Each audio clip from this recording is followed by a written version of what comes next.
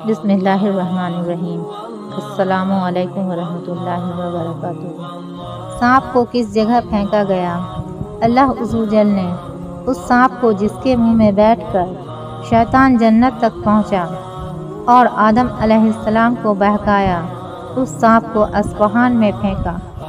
گالی کا عذاب۔ تمہارے منہ سے نکلی ہوئی ایک گالی، چاہے مذاق یا غصے میں دی ہو، تمہاری قبر میں ایک ایسا بچھو پیدا کرتی ہے جس کے ایک مرتبہ کاٹنے سے انسان 70 ہاتھ زمین میں دھس جاتا ہے۔ بدنصیبی کی پہچان۔